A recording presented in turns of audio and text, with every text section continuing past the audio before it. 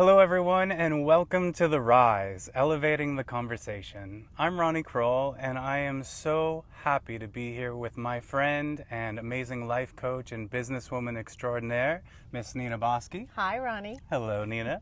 Thank you for being with us today. I love being here. Today, we're going to be diving into being your most authentic self in a world that is trying to get us to be anything other than that. That's for sure. Are you ready? I'm ready. Let's thrive in. So, Miss Nina, for all those watching that might not know anything about you, could you tell us a little bit about who you are and what you do? Well, who I am and what I do, I call myself a fire starter for the soul. Oh, I like that. And so, what does that mean? Well, what it means is, you can say I'm a life, business, and energy coach, but really and truly, whether I'm dealing in business or I'm dealing with an individual or dealing with somebody's energy and helping them ground, really there's more of a spirituality to what I do. So it's like more soul work than it is anything else. So usually when people come and see me, they might think they're coming for one reason, and it usually ends up being something a little deeper. Wow. Well, this is exactly why I invited you here for this conversation, because all the work that you do with your clients, I'm sure peeling back all the layers, getting into the psychology of it all. And also getting into the heart of the matter. I think right now with technology, the way that it's going, I think we've lost our sense of our heart. So I think, if anything, I'm that reminder of let's come back home to who we are. And especially now in this world, we really need it more than ever. We really do need that. So I guess I just want to start by diving into what area of our lives do you see us kind of conforming the most right now? Where do you feel like there's this impulse to conform? I think a lot of people conform because we don't have the capacity. Our brains are so overtapped, our bodies are overworked, our minds are stressed, and we've got a lot of anxiety. We've got a lot of things that we're doing each and every day. So I think it's just easier to conform versus, let me really think about it and use my critical thinking skills. So I think just about every area, it's easy to conform. And here's the other thing. Let's say you don't want to conform. The pressure to conform is also there too. So even if you had all the space, then you have to be brave enough to be able to share your truth. Why do you think so many of us sacrifice our authenticity for acceptance? I would say, and you and I have talked about this before, I'm certainly a recovering people pleaser. Hi, my name is Ronnie. Hello, I'm Nina. And I share that with a lot of my clients as well. So I always say if I can do it, anybody can do it, because I was the ultimate people pleaser. And when you grow up from childhood in that patterning, it becomes very difficult to really understand what your authentic self is, because for me, I'd be a chameleon. If Ronnie wanted me to be this way, then I'd be that way. And maybe my truth wouldn't be as obvious. And then somebody else might say something else and I'd be, oh yeah, around there, oh yeah. Or I wouldn't say anything at all. The only problem with that is over time, you lose who you are, or you might not even be in touch with who you are. Have you found any particular root cause that kind of causes people pleasing with your clients? Well, I would say it goes back to childhood for sure. My patterning was I had a mother who was so happy all the time, but the problem was she wanted me to be happy all the time, and that's just not life. Right. So when I would cry, she'd say, "Don't cry, be happy." And then on the other side, my grandmother was a very strict Croatian woman. And so when you did something wrong, you had the punishment of silence. And silence is, at the core of that is, I'm not going to talk to you, which therefore means I don't love you, which means I could abandon you. Oof. And that's very core work. Right. But for somebody else, it could be the same story or the result. It may be they might not have a grandmother. It could be their father. It could be, whatever it is. But usually it's built in the patterning of childhood. I definitely feel what you're saying, because I feel like I have the best little boy in the world syndrome. Yeah. And then, of course, also kind of being different, growing up, being part of the LGBT community, and already feeling all this shame. Yeah. I would do this song and dance and throw sequins in their eyes and want to make everybody happy. But I think also at the root, was not wanting to be rejected and also being liked. Yes. Like, I just really wanted to be liked. And when you're younger, you want to fit in. You don't want to be, you don't necessarily want to stand out. So when you're feeling whatever you're feeling, whether I'm not going to be accepted, shame, those things start to hold you back. And, you know, I have, you know, you see little kids, and what they do is they're so like the world is your oyster. I'm not every single kid, but you see them being bigger than life. Right. And you start to also see little kids lose it. You know, and that's what's really sad, because that bigness, that fullness, that dream-like quality, the magic of it all, it starts to get depleted. The muggles, they call them, right? Yeah, and the societies know you have to conform this way, no, you have to conform that way. And then it becomes really hard to understand your truth. And I think it's harder even today because technology in the world moves at such a fast pace that even if we took time in, you know, a couple of hours that we might have, wow, something else hits you, and then all of a sudden you're just kind of rolling with it and you don't even know how you feel. Well, it's constant stimuli, constant stimulus. Like, there's all these talking heads, and you know, the beauty of the internet is it brings us all closer together in this capacity. We can talk and communicate with each other, but also I think there's a great deal of added stress, because now we all have to have an opinion when Joe stubs his toe in Florida, and everybody has to have an opinion on this and get on the camera and influence about Joe's toe. And if you don't talk about Joe's toe, you're like yesterday's news, nobody cares anymore, you're out or there. you're posting too much, meaning that you're commenting on things that you would never say in front of the person. True. You'll say things that you would never in a million years say to their face. Some of the things that I see is posted on social media or people say, I'm like, it becomes more hurtful. For me, I could disagree with you, the behavior or your opinion or your beliefs, but not attack you as a person. Right. See, I think that's where we've got this comfortableness. Well, you know, I can say anything at the internet. They're not going to know who I am. But the problem is it's hurtful.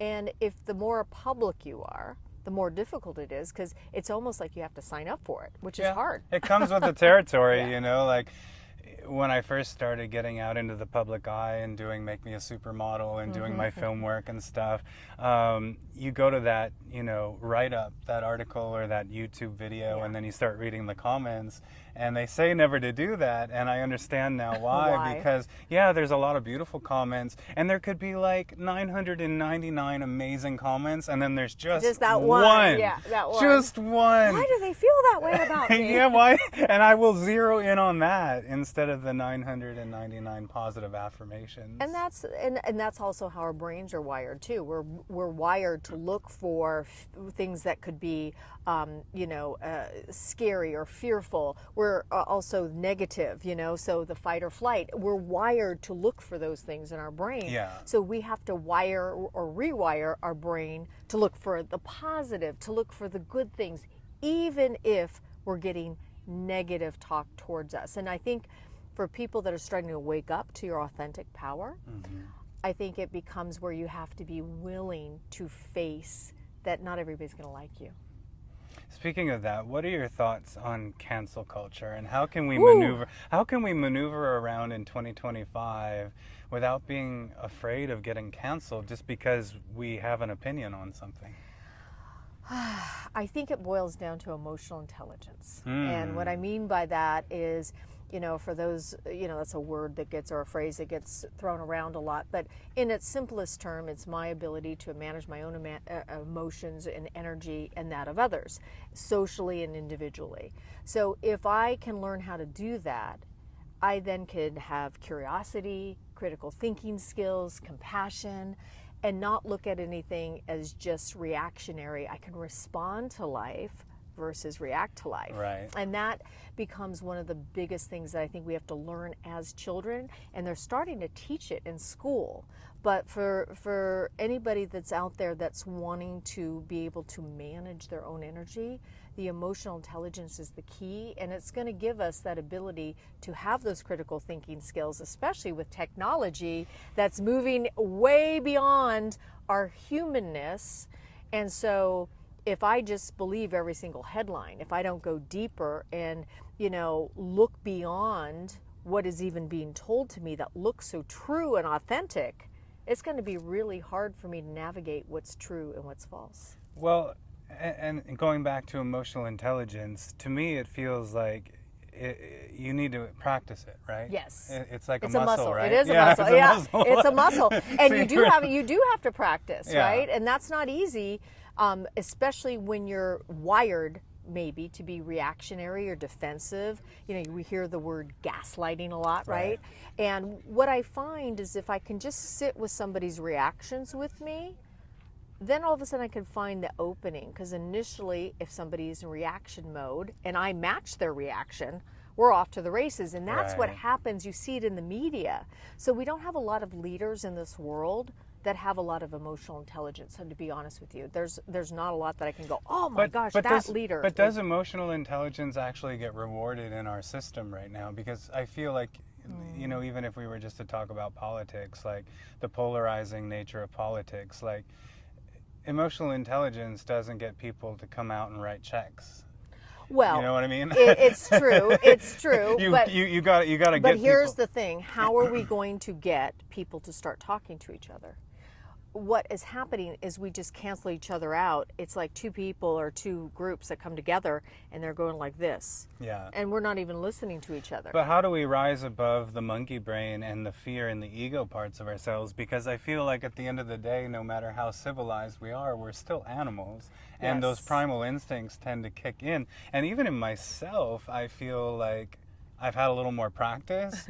But it's one thing to know and it's another thing to do. Oh, it is. And it is a muscle. So for me, when I get triggered, I take a pause and I try to get as neutral as I can, because the trigger is happening inside of me. It's not, the outside world has really no effect on your inside world. It's the power that you give it. I want to say that again. Yeah, please do, because I missed it the first The time. outside world really has no power over you. It's the energy or the power that you give it. So if I'm not triggered by, let's say, your pal Susie, you're not going to get a response from me. But if I'm dealing with, let's say, an opposite politician or a party that I completely am over here, I believe this, and the other person over here believes that, can I get to a point where I can get more curious and start to listen to the other person? Because I'm right, you lose a lot of what's really going on. What I find when I deal with people from separate parties is I try to find common ground. What do we want? And most of the time, actually the parties want the same thing. It's how we get there that they differ. Right. And so the problem is we're not listening. Listening is another emotional intelligence. 2 ears, Yes. one mouth. And we're just talking.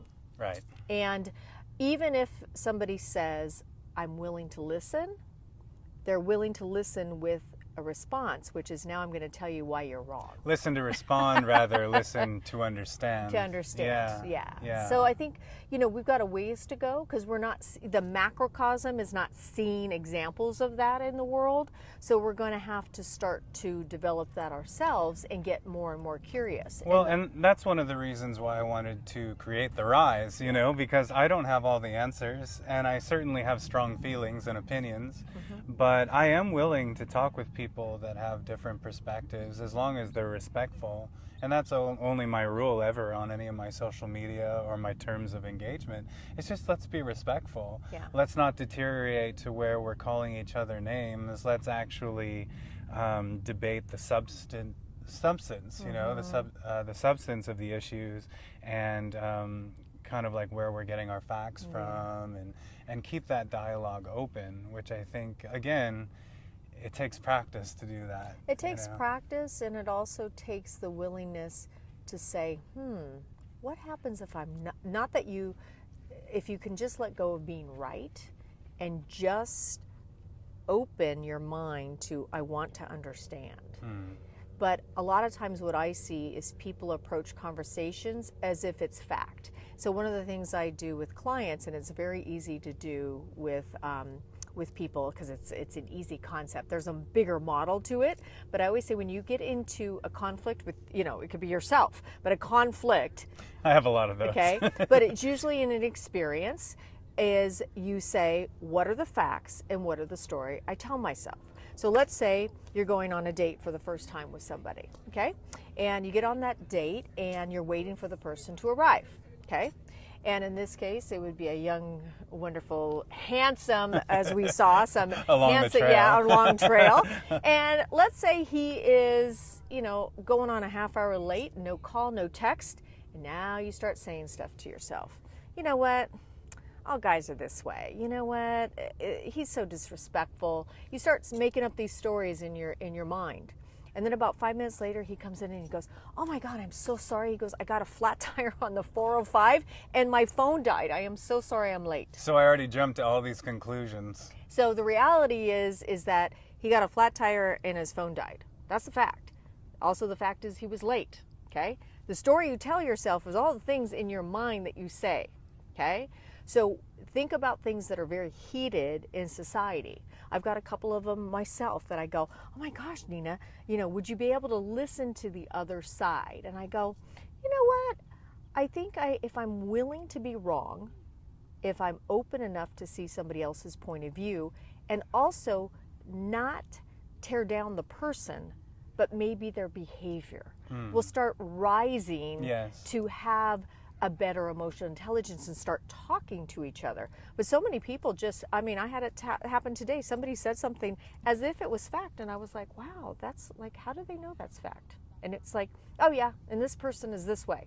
And I'm like, how do you know that person is that way? I want to see the receipts. Yeah, but a lot of times what we do is we go to the media, and the problem with the media is mass media, is bought and sold. I'm sorry, I come from media, so do you. And so the reality is it is. And so then you say, well, I go to my sources. You know what I say? Especially if it's a heated thing like politics, go to the other side and listen with an openness and look for commonality. Yeah. The commonality is probably where the truth is. Right. All the other stuff is agenda. So how do we get beyond the noise, and do we even really know how we feel anymore with the AI-curated scrolling? We're scrolling and there's all these talking heads and AI-generated content coming our way. Do we even know what we believe anymore? I think it's being fed to us, and so if you're not conscious and you don't become aware, you're going to get lost in AI technology is going to tell you who you are. And the problem with that is you're going to lose yourself more and more. So this is a perfect time with the show coming out, with the rise, right? That people need to rise up in their own consciousness and become more aware, start to have more critical thinking skills. Ask yourself, I believe it's true, but is it true? And for myself, there's been specific topics that I actually go to the source data, not even an article that's written by it. Because if you do, that article could be bought and sold by somebody that's wanting to get that article out there. And the problem with AI is that it looks and feels so true. It can go around the world in 6 minutes, and before you know, it's already destroyed somebody, and it may not even be true. And the algorithms are always listening, right? So like our phones are always listening to us. I'll be talking about wanting to go on a vacation to, Honolulu, and all of a sudden now there's all these amazing places to stay and go to Honolulu. But I feel like there's a lot of confirmation bias. Yes. So we even have to work against our own confirmation bias because we believe something so strongly that we'll see something in our feed and it knows that it wants. It doesn't give you the other side. No, it just gives you the gives side. You more of the stuff more that of the you same. talk about. And that's why I know it's true. And this right? is exactly how I feel, and now I know it's right. It is, and so, and I would try, to develop this muscle. Start with something that's not so triggering. Do smaller stuff, because you need to build the muscle. The other thing that I'm going to suggest to people, and this is really important, is you got to get still. You got to get quiet. You've got to take the time and take the pause. So I call them self-strategy sessions, where, you know, the do and the be, the do-be principle. And I'm not talking about, the do and then the be, right? Yeah. But the be part is what we lose because we're in a do culture. The world is a do culture. So, if you, especially here in the United States, if you could take that time out, think about high peak performance athletes. If Kobe Bryant, when he was alive, right, just went to ball game or play after play after play, right, or play off, and didn't take that recharge, what he would do is he'd get up, he'd go on the court, eat breakfast, take another timeout, go back to the court. Do you understand? It's this kind of like that balance of the recharge and the execution. But in the world, we don't do that. We get up in the morning and we're on boom, boom, boom, and it's the end of the day, and all of a sudden we hit the pillow and we go, oh my God, here we go. And it's same time, same bat channel the next day, unless we take time to ask ourselves some questions. And I think it's really important, if you want to start small, start with intentions. I intend. 3 intentions, and use power words because those have energy, right? I want to feel loved, supported, and nurtured today, right? So, I want to feel loved, supported, and nurtured. And then there's, power, clarity, and focus that gives you that charge. Words have power and words have energy, and it allows your brain to focus in the energy in which you want to achieve. Because I'm going to tell you something, it's not what we do that makes us feel good, it's how we feel about what we do that feels good. So here's an example. I'm driving down the 405 and I'm late for an appointment, okay? And I'm stressed. I can call the appointment and call them and tell them I'm a few minutes late, turn up some real good tunes and have a good old time while I get there, okay? And it changes the vibration.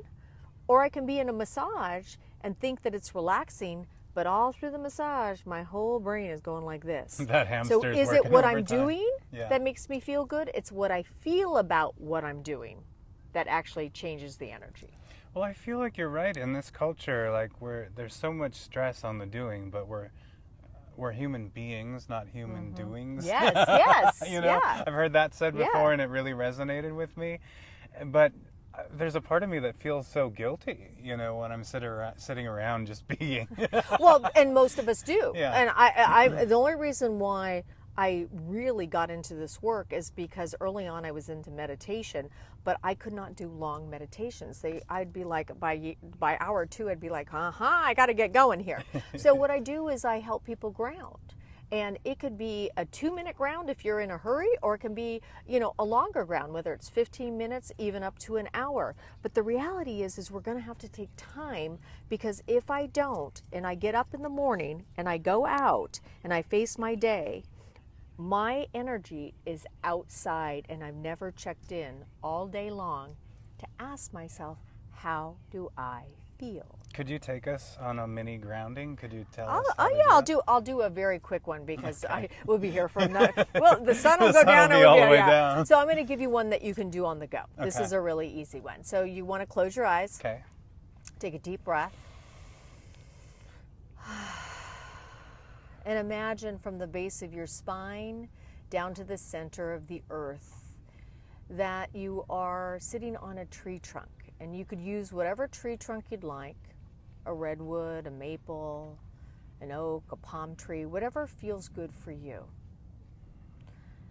And you're going to take the roots of that grounding cord and really anchor yourself to Mother Earth, to yourself, to your essence, to who you are. Let's start to release everything that no longer serves you. Letting go of the past. Take a nice big deep breath. Letting go of the future. Take a nice big deep breath.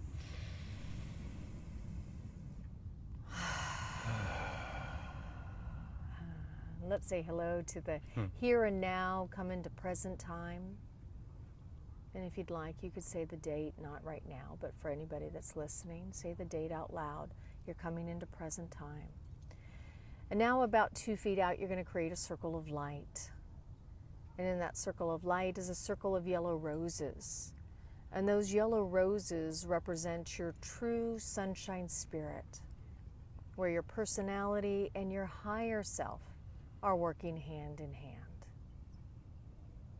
Let's create a circle of pink roses all around you that represent love and compassion for yourself as well as the outside world.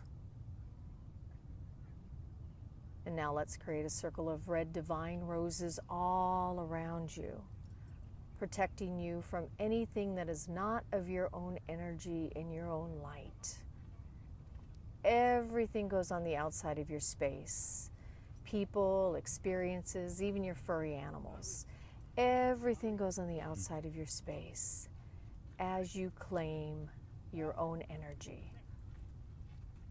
Say to yourself, I claim me. Take a deep breath.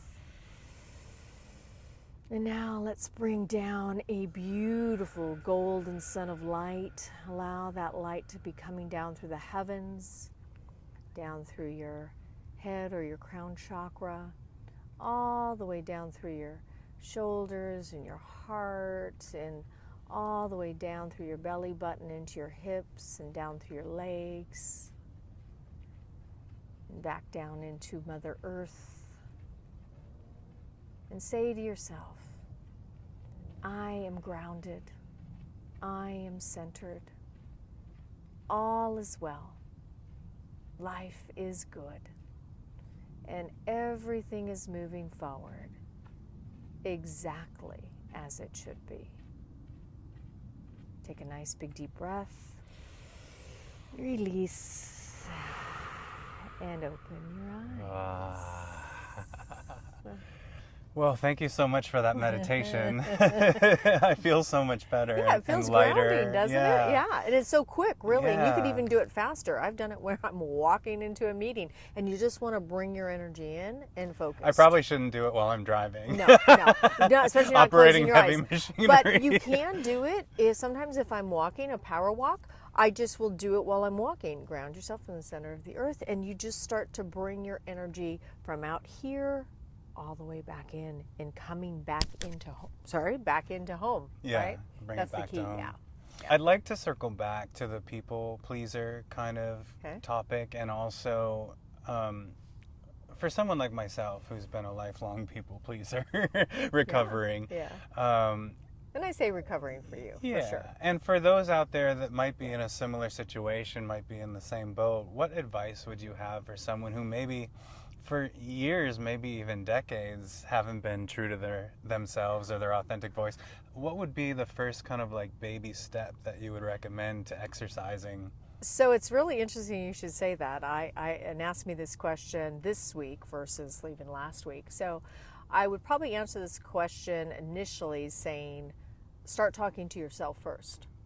For me, to this day, if I'm really triggered, because a chameleon, people pleaser, says, well, how does Ronnie feel? And let me kind of take what he's saying and kind of approach it in a way that you'll be able to hear it. I'll put a buffer on it.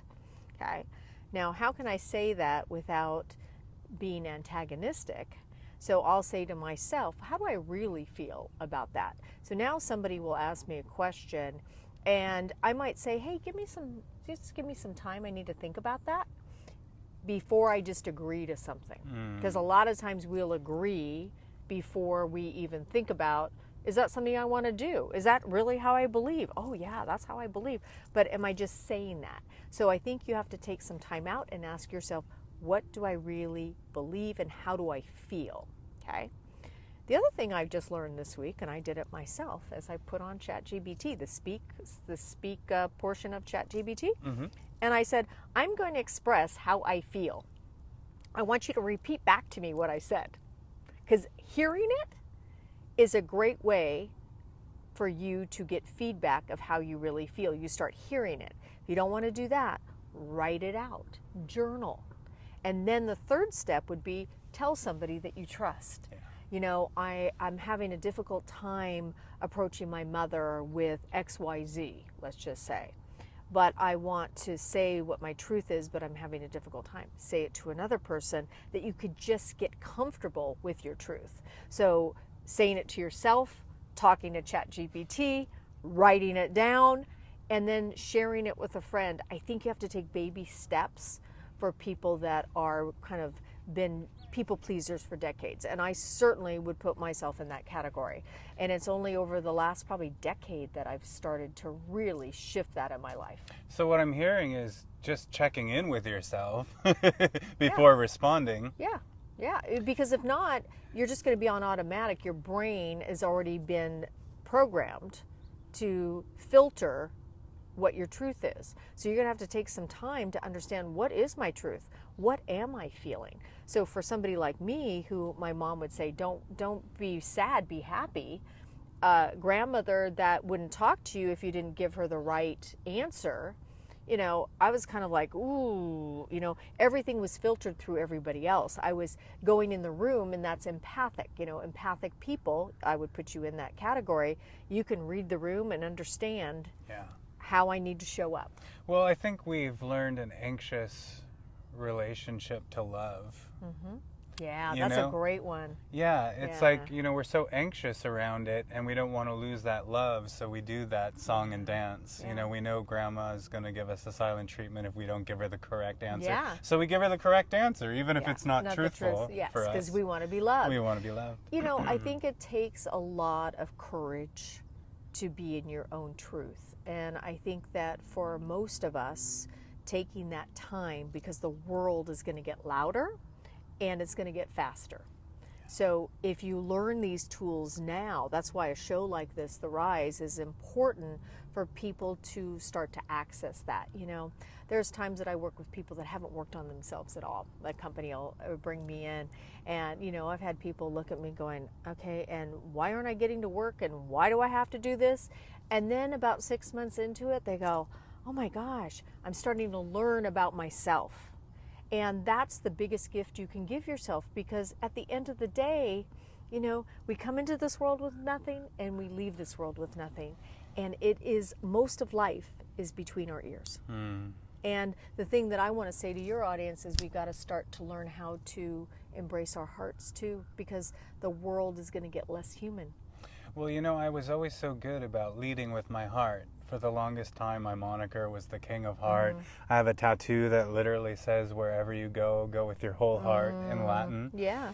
And I kind of have allowed the world to bitter me some. And I've gotten jaded. And as I've been learning how to exercise my truth, and I'm grateful for exercising that muscle, it doesn't come without consequence. Yeah, because that's very true. You know as well as I do, once you start exercising and sharing your truth, a lot of times people are resistant to that. They start thinking maybe you're mean, even though you're just exercising, you know, putting healthy boundaries in place or standing up for something that you need. And I've lost some, what I felt were my friends, you know, because they, you know, didn't agree with something that I agreed with, or maybe they weren't even willing to ask me a question about what I believed before cutting me off. Making an assumption. Yeah, making an assumption before cutting me off. You know, just in the last couple of years alone, I've had a handful of private messages, just essay long, telling me how they can't be my friend anymore, and without even asking or wanting to have a conversation about it. And it kind of makes you retreat a little bit from exercising your voice, even though you felt like you were doing a good thing. Now something's being taken away. I think the world, the macro of the world, is about conforming. And so if you think about how we are very tribal anyway, so standing out isn't easy. The other thing is there's a lot of fear in the world. So you may be bringing something up in them that's really bringing up fear. Because what I do when I disagree with somebody, and we've gotten to a point where we don't agree and we're not on the same page, in order to get back to that place, I have to look at who they are as a person. And do we have pretty much the same value system? Yes, we do. Do we have love in our hearts for each other? Yes, we do. And so can I accept this person for who they are, even though we may not agree on certain things? Again, if I don't attack the person, and I talk about the issues, then the emotional intelligence of the conversation can lead the way. But in your situation, when you get these kind of long essay type DMs and you haven't even have a conversation, I would say a lot of the times is I have put a guard up, and it's usually underneath it is fear. What is in the Course of Miracles? We're led by love or fear. Fear and love. Yeah, fear and love. So it's a hard one because you have to be brave in this world. And so you've been very brave going in your own truth, talking your truth. I know has not been easy. No. And I've even said, wow, what a brave soul. But I want to commend you for it, regardless if people agree with it or not. We need people to stand in their truth, because if not, we're going to be a world of people that conform. Well, and I genuinely do want to build bridges, you know, and I know you do. and I'm all about respect. If you can come to the conversation, whether online or in person, with respect, and you're not coming at me with those name calling tactics, then I'm totally fine, because I know that communication, we're not burning the bridges down. Yeah. We, like, even with my family, like, my mom and I don't always agree on things yes. politically, right? Yes, yes. And we always say, no matter how we're feeling about a certain topic, we always put our relationship and the love we have for each other first. And we'll even come up with, like, safety words that just mean we're going to pause this conversation till a later time. It gives us time to cool off emotionally and come back to it, and maybe, you know, find some more information to add value to the conversation when the time is right. But we don't just hate on each other. I mean, we're literally winning arguments, but we're losing our relationships. Yes. 10, 15, 20-year-long relationships, weddings, birthdays, funerals, all these things that have bonded us together, that have been so special to us. How do we just cut people out of our lives like that and don't even think twice? We don't even look in the rearview mirror. And part of that is we're not taking the time to connect to what brought me to Ronnie, and why has Ronnie have been in my life for 10 years or 20 years. And somebody else that might be watching this right now, it doesn't matter what the subject is, it's how I believe about the subject.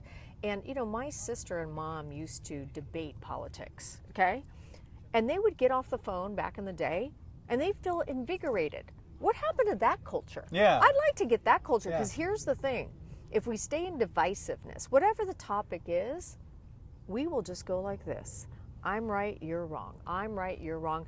And we won't be able to debate and understand, because from where I sit as a coach, I get it all. I'm just going to tell you. And I'm like, wow, we're really not that far off from each other, but this person believes this way and this person believes it has to be this way. And if we start talking to each other, maybe we can find a joint way. The issue that we have right now is our emotional intelligence for leaders we have to see it in the example. So if we don't see it in our leaders, we have to see it with you being a leader. Yes.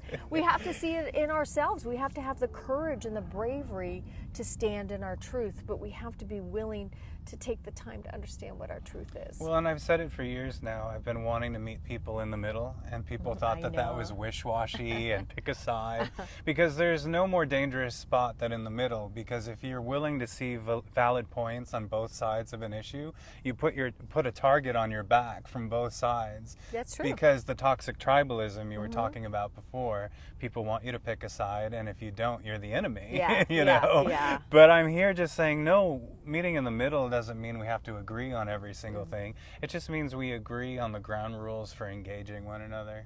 But we have to be willing to be in the middle. Right. And so many people are not. That's why having platforms like this, having shows like this are important, because I think there's a lot more people that would love to meet in the middle. I think so too.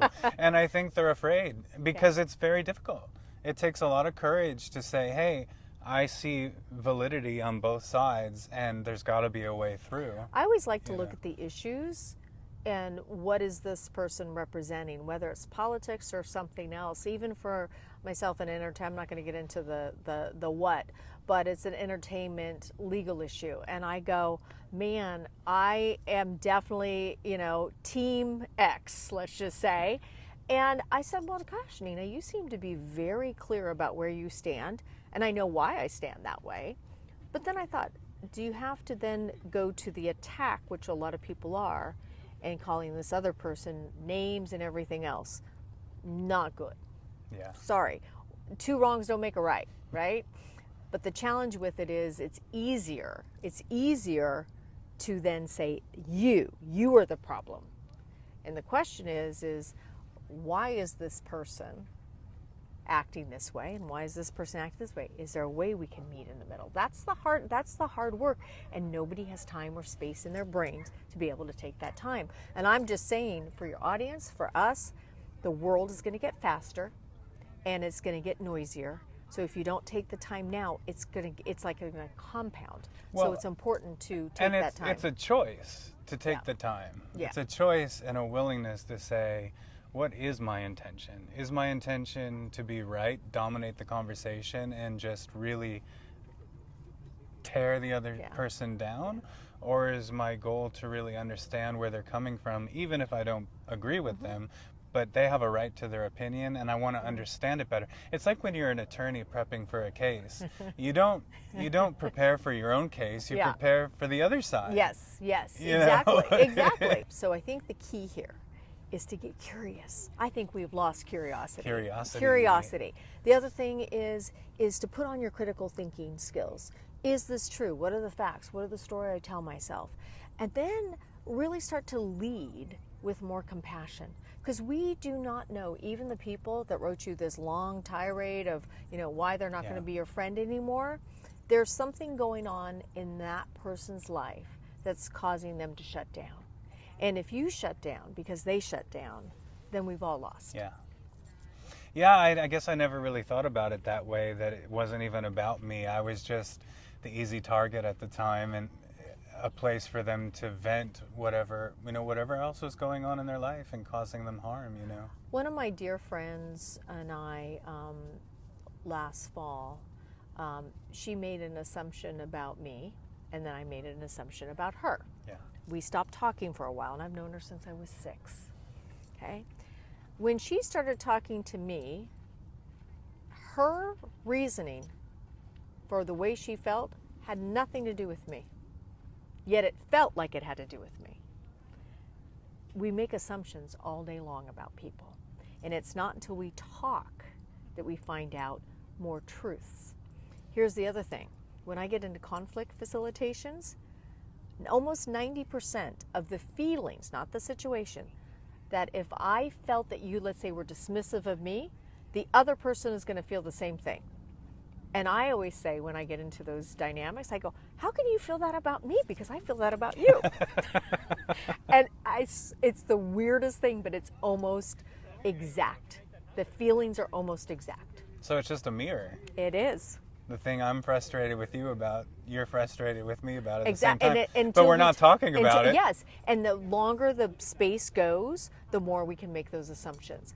And when I finally sat down and we talked, we had a little bit of mending to do. But I have to tell you, it was a beautiful thing, because if she can take responsibility and I can take responsibility, and I can say, gosh, I'm so sorry that made you feel that way. And I am so sorry too, I made you feel that way. And I would love to see so many more healing conversations like that happen over the course of the next weeks, months, and years, because I feel like so many of us are grieving the loss of someone.